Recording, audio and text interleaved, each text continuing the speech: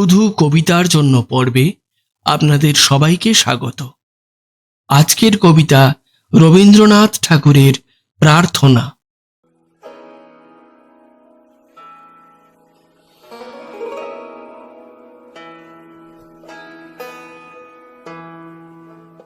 চিত্ত যেথা ভয় শূন্য, উচ্চ যেথা শির, জ্ঞান যেথা মুক্ত, যেথা গৃহের প্রাচীর। আপন প্রাঙ্গণ তলে দিবস সর্বরি, বসুধারে রাখে নাই খণ্ড ক্ষুদ্র করি।